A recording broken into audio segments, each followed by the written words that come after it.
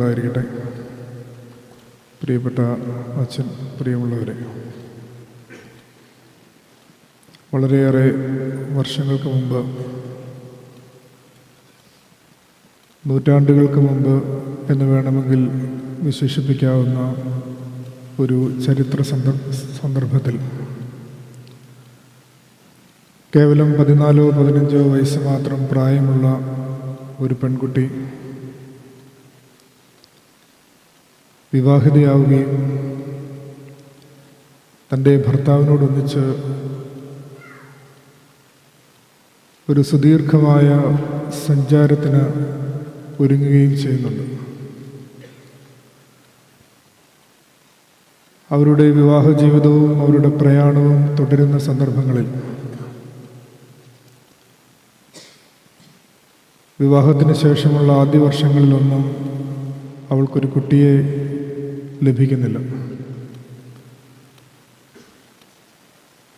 ചെറിയ സങ്കടങ്ങളൊക്കെ ഉണ്ട്, പ്രാർത്ഥനകളുണ്ട്. വീണ്ടും വർഷങ്ങൾ പിന്നിട്ട് പോകുമ്പോൾ ആ സങ്കടം ദേഷ്യമായി മാറുന്നുണ്ട്. പ്രാർത്ഥനകൾക്ക് ഉത്തരം തരാത്ത ദൈവത്തോടുള്ള അമർഷമായി മാറുന്നുണ്ട്. ഒടുവിൽ അതികഠിനമായ നിരാശയിലേക്ക് വരെ വീണുപോകാനുള്ള സാധ്യത ആ സ്ത്രീക്കും അവളുടെ ഭർത്താവിനും ഉണ്ടാവുന്നുണ്ട്.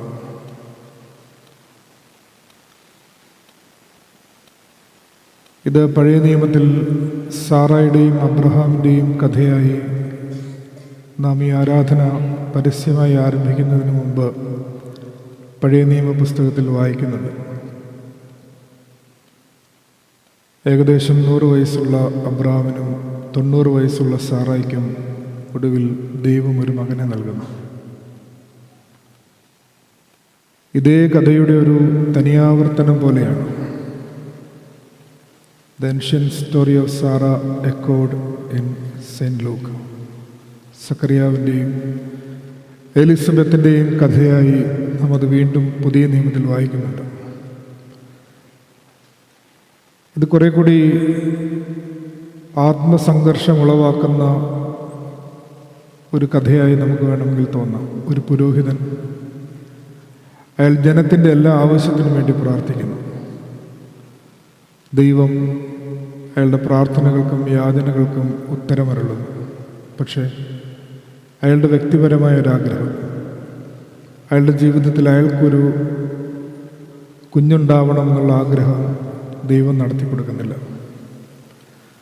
എത്രമാത്രം ഉള്ളുരുകിയായിരിക്കും അയാൾ ഓരോ സന്ദർഭത്തിലും ദേവാലയത്തിൽ ധൂപമറിക്കാൻ പോയിട്ടുണ്ടാവുക. അത്രമേൽ അഗാധമായ ഒരു ദുഃഖം ഹൃദയത്തിൽ പേറിക്കൊണ്ട് അയാൾ ധൂപമർപ്പിക്കുന്ന ഒരു സന്ദർഭത്തിൽ ഇനിയൊരു വഴിയില്ല എന്ന് വിചാരിച്ചിരിക്കുന്ന ഒരു സന്ദർഭത്തിലാണ് ദൈവം അവരുടെ ജീവിതത്തിലും ഇടപെടുന്നത്.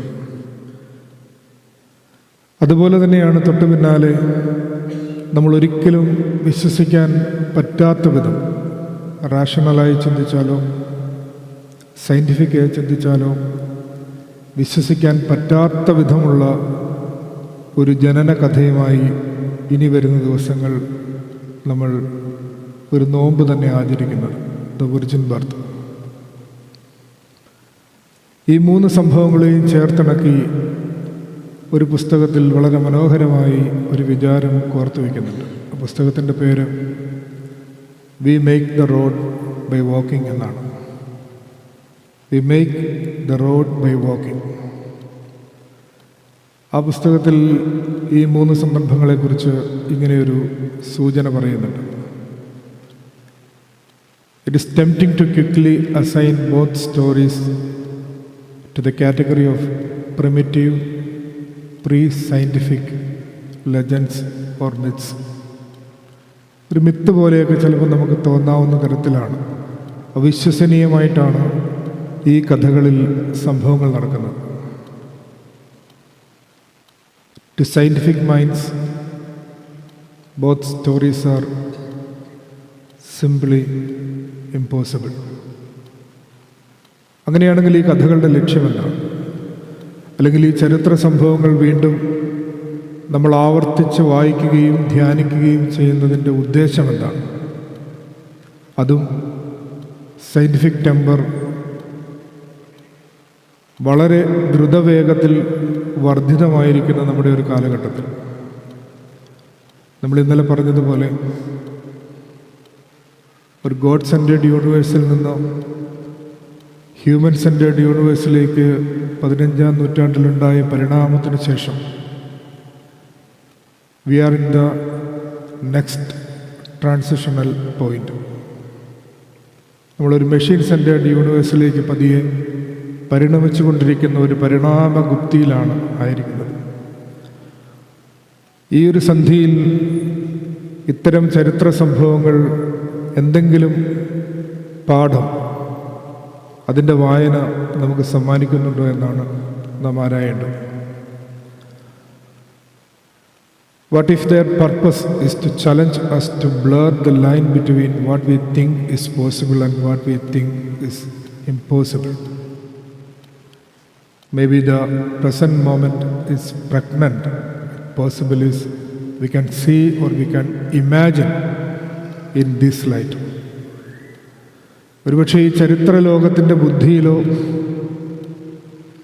അതിൻ്റെ വെളിച്ചത്തിലോ നമുക്ക് സങ്കല്പിക്കാനോ ചിന്തിക്കാനോ പറ്റാത്ത വിധത്തിൽ അസാധ്യതകൾക്ക് മുമ്പിൽ ഒരു സാധ്യതയായി നിലകൊള്ളുന്ന ദൈവശക്തിയെക്കുറിച്ചുള്ള ഒരു ഓർമ്മപ്പെടുത്തൽ ഈ ചരിത്ര സംഭവങ്ങളിലൂടെ നമുക്ക് ലഭിക്കുന്നുണ്ട്.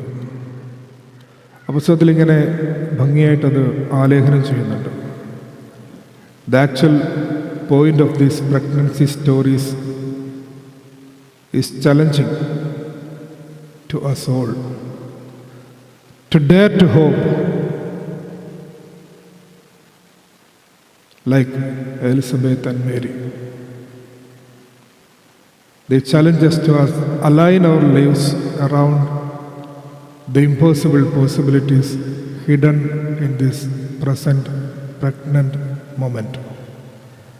ഒരുപാട് സാധ്യതകളെ ഗർഭം ധരിച്ചിരിക്കുന്ന ഈ വർത്തമാനകാല നിമിഷത്തെ, അതിനോട് നമ്മുടെ ജീവിതത്തെ, അതിൻ്റെ നിരാശകളെ, നമ്മളെല്ലാവരും വളരെ സാധാരണ മനുഷ്യരാണ്. ഇതിനോട് തത്തുല്യമായ പല അനുഭവങ്ങളിലൂടെ നമ്മൾ കടന്നുപോയിട്ടുണ്ട്. ഒരു രോഗം വരുമ്പോൾ, ഒരു പ്രിയപ്പെട്ടയാളുടെ മരണം വരുമ്പോൾ,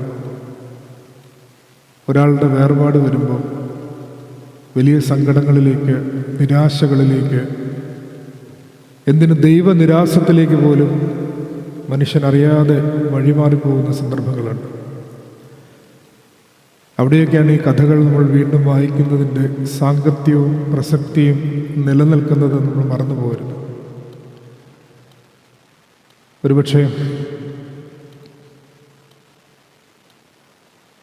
നമുക്ക് ദൈവം മുമ്പാകെ നമ്മളെ തന്നെ സമർപ്പിക്കാം. നമ്മുടെ ശരീരങ്ങളെ, ആത്മത്തെ, മനസ്സുകളെ, our future, our weakness, our strength, our possibilities, our limitations, ഇതെല്ലാം ദൈവം മുമ്പാകെ സമർപ്പിച്ചിട്ട് അമ്മ മറിയത്തെ പോലെ നമുക്ക് പറയാം, here I am, let it be with me according to your will, let it be with me according to your will. ഈ ഒരു അഡ്വെന്റ് സീസൺ ഒരുപാട് അറിയിപ്പുകൾ നമുക്ക് തരുന്നുണ്ട്. അനൗൺസിയേഷൻ വരുന്നുണ്ട്, സക്കറിയായിട്ടുള്ള അറിയിപ്പുണ്ട്, യൗസേപ്പിനുള്ള റെവലേഷൻസ് ഉണ്ട്. അല്ലെങ്കിൽ ഇതിനോട് ചേർത്ത് നമ്മൾ അബ്രഹാമിന് കിട്ടിയ സ്വപ്നത്തെക്കുറിച്ച് വായിക്കുന്നുണ്ട്. ശിംശോൻ ഉണ്ടാകുമ്പോൾ മനോഹയ്ക്കുണ്ടായ സ്വപ്നത്തെക്കുറിച്ച് വായിക്കുന്നുണ്ട്. ഇവിടെയൊക്കെ ഒരു കാര്യം ഓർത്തിരിക്കണം, നമ്മൾ പേരൻറ്റിങ്ങിനെ കുറിച്ച് പൊതുവെ ഈ ഒരു ടെക്സ്റ്റ് വരുമ്പോൾ പറയാറുണ്ടല്ലോ, എല്ലാ പേരൻസിനും അവരുടെ മക്കളെക്കുറിച്ചൊരു സ്വപ്നമുണ്ട്. അവരങ്ങനെ ആവണം. അതിന് വേണ്ടിയിട്ടാണ് അവർ എഫേർട്ട് എടുക്കുന്നത് മുഴുവൻ. പള്ളിയിൽ കൊണ്ടുവരുന്നു, സ്കൂളിൽ വിടുന്നു, സൺഡേ സ്കൂളിൽ പഠിപ്പിക്കുന്നു. ഈ എഫേർട്ട് മുഴുവൻ എടുക്കുന്നത് പേരൻസിന് മക്കളെക്കുറിച്ച്, അവരുടെ ഭാവിയെക്കുറിച്ചുള്ള ഒരു വലിയ സ്വപ്നമുള്ളത് കൊണ്ടാണ്.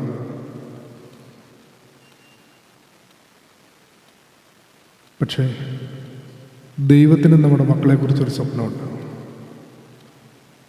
ഇന്നത്തെ ടെക്സ്റ്റിൽ വായിക്കുന്നതല്ലേ, എല്ലാ സാധാരണ മാതാപിതാക്കളെയും പോലെ സക്കറിയായ്ക്കും എലിസബത്തിനും അവരുടെ മകനും നല്ലൊരു കുട്ടിയായിരിക്കണമെന്നൊക്കെ ആഗ്രഹമുണ്ട്. അത്രയൊക്കെ ഉള്ളൂ. അപ്പനെ പോലെ ചിലപ്പോൾ അച്ഛനാവണമെന്നൊക്കെ ചിലപ്പോൾ ആഗ്രഹിച്ചിട്ടുണ്ടാവും, അല്ലെങ്കിൽ നല്ലൊരു ജോലിക്ക് പോകണമെന്ന് ആ അപ്പൻ ആഗ്രഹിച്ചിട്ടുണ്ടാവും. പക്ഷേ ആഗ്രഹങ്ങൾക്കെല്ലാം മുമ്പേ ദൈവം അവർക്കൊരു സ്വപ്നം കൊടുക്കുന്നുണ്ട്. നമ്മുടെ കുഞ്ഞുങ്ങളെക്കുറിച്ച് നമുക്കുള്ള സ്വപ്നം ഈ ലോകത്തിൽ അവൻ മിടുക്കനായിരിക്കണം, വലിയവനായിരിക്കണം എന്നാണ്. പക്ഷെ ദൈവം സക്കറിയാവിനും എലിസബത്തിനും കൊടുത്ത സ്വപ്നം, നിന്റെ മകൻ ദൈവസന്നിധിയിൽ വലിയവനായിരിക്കും. ഈ ലോകത്തിൽ വലിയവനാകണമെന്ന് നമ്മൾ നമ്മുടെ മക്കളെക്കുറിച്ച് സ്വപ്നം കാണുമ്പോൾ ഒരുപക്ഷെ ദൈവം നമ്മുടെ മക്കളെക്കുറിച്ച് സ്വപ്നം കാണുന്നത് അവൻ ദൈവസന്നിധിയിൽ വലിയവനായിരിക്കണമെന്നാണ്. ഈ സ്വപ്നത്തോട് അലൈൻ ചെയ്യാനായിട്ടാണ് ഈ ടെക്സ്റ്റുകൾ നമ്മളോട് ആവശ്യപ്പെടുന്നത്. ദൈവം നമ്മുടെ ജീവിതത്തിൽ എന്താണോ കരുതി വച്ചിരിക്കുന്നത് അതിലേക്ക് നമ്മളെ തന്നെ, നമ്മുടെ ബോധത്തെ ഒന്ന് ഉണർത്തുന്നതിന് വേണ്ടിയിട്ടാണ് ഈ പുസ്തകങ്ങൾ, ഈ പാഠങ്ങൾ നമ്മൾ ആവർത്തിച്ച് വായിക്കുന്നതെന്ന് ഓർത്തിരിക്കണം. അതിനൊരു ടോട്ടൽ ഡിസൈപ്പിൾഷിപ്പ് ആവശ്യമുണ്ട്, ഒരു ടോട്ടൽ സബ്മിഷൻ ആവശ്യമുണ്ട്. ഈ ശിഷ്യന്മാരെല്ലാം യേശുവിൻ്റെ പിന്നാലെ പോകുമ്പോൾ സകലവും വിട്ടുപോയി എന്ന് പറയുന്നത് അത് വെറുതെ പറയുന്നതല്ല, ഒരു ടോട്ടൽ സബ്മിഷനെ കുറിച്ചാണ് പറയുന്നത്. അവിടെയാണ് അവർക്ക് അലൈൻ ചെയ്യാൻ പറ്റുന്നത്. യേശുവിൻ്റെ ജീവിതവുമായി, യേശുവിൻ്റെ വേർഡ്സ് ആൻഡ് ഡീഡ്സുമായിട്ട് അവരുടെ ജീവിതത്തെ ഒന്ന് ചേർത്ത് വയ്ക്കാനുള്ള ഒരു പരിശ്രമം അവർ ആരംഭിക്കുന്നത് അവിടെയാണ്, ഈ ഒരു ഡിറ്റാച്ച്മെൻറ്റിലാണ്. എൻ്റെ വാക്ക് ഉപസംഹരിക്കുകയാണ്. മൗണ്ട് ആഥോസ് എന്ന് പറയുന്ന മഹത്തായ സന്യാസി സമൂഹത്തിൽ പല ആളുകൾ അവിടെ പോകാറുണ്ട്. ചിലർ വിസിറ്റേഴ്സായിട്ട് പോകുന്നു, ചിലർ ടൂറിസ്റ്റായിട്ട് പോകുന്നു, ചിലർ തീർത്ഥാടകരായിട്ട് പോകുന്നു. പക്ഷെ ചില ആളുകളൊക്കെ അവിടെ പോയിട്ട് തിരിച്ചു വരുന്നില്ല. വലിയ ഹൈ പ്രൊഫൈലുള്ള ആളുകളൊക്കെ ആ മൊണാസ്ട്രിയിൽ ചെന്നിട്ട് ചിലപ്പോൾ അവിടെ അങ്ങ് താമസിക്കുകയാണ്. സന്ദർശകരൊക്കെ ചിലപ്പോൾ സന്യാസിമാരായി മാറുകയാണ്. അപ്പം അതിനെക്കുറിച്ച് അവിടുത്തെ ഒരു ആബട്ട് പറയുന്ന ഒരു വരി ഇങ്ങനെയാണ്: A person may have his reasons for visiting mount Athos, but God may have his. ഓരോ മനുഷ്യനും അവിടെ ചെല്ലുന്നതിന് ഓരോരോ കാരണങ്ങളുണ്ടായിരിക്കും. പക്ഷെ ദൈവത്തിന് അയാളെക്കുറിച്ച് ഒരു കാരണമുണ്ടാവും. നമ്മൾ പള്ളി വരുന്നത് അങ്ങനെ തന്നെയാണ്. മൗണ്ട് ആഥോസ് വരെ ഒന്നും പോകണ്ട. നമ്മൾ വർഷിപ്പിന് വരുന്നത്, ലിറ്റർജിക്ക് വരുന്നതൊക്കെ ഇത് തന്നെയാണ്. ഒരു പ്രസംഗം കേൾക്കുമ്പോഴുമൊക്കെ നമ്മൾ കേൾക്കുന്നത് നമ്മുടേതായ കാരണങ്ങൾക്ക് വേണ്ടിയായിരിക്കും. നമ്മൾ പള്ളിയിൽ വരുന്നത് നമ്മുടേതായ ആവശ്യത്തിന് വേണ്ടിയായിരിക്കും. പക്ഷെ ദൈവത്തിന് ഒരു ഉദ്ദേശം ഈ വരവ് കൊണ്ടുണ്ട്, ഈ ദിവസത്തെ വരവ് കൊണ്ടുണ്ട്. അത് തിരിച്ചറിയാനുള്ള വിവേകം ദൈവമേ ഈ ആരാധനയിലൂടെ എൻ്റെ ബോധങ്ങളെ നിൻ്റെ സന്നിധിയിലേക്ക് ഉയർത്തി എനിക്കത് ലഭ്യമാക്കണമേ എന്ന പ്രാർത്ഥനയാണ് നമ്മുടെ ആരാധനയിലുടനീളം നമുക്കുള്ളത്. അങ്ങനെ ഒരു അവേക്കനിങ് നമ്മുടെ ജീവിതത്തിന് സാധ്യമാവട്ടെ എന്ന് പ്രാർത്ഥിക്കുന്നു. ജീവിതത്തിൽ നിരാശ വരുമ്പോൾ, പ്രതിസന്ധി വരുമ്പോൾ ഈ കഥകളൊക്കെ ധ്യാനിക്കുക. എത്ര നിരാശയുണ്ടെങ്കിലും ആ ഇമ്പോസിബിലിറ്റീസിനെയൊക്കെ പോസിബിലിറ്റീസ് ആക്കാനുള്ള ഒരു സാധ്യതയുടെ പേരാണ് ദൈവം എന്ന് തിരിച്ചറിഞ്ഞ് ട്രസ്റ്റ് ഇൻ ഗോഡ്. ദൈവം അനുഗ്രഹിക്കട്ടെ.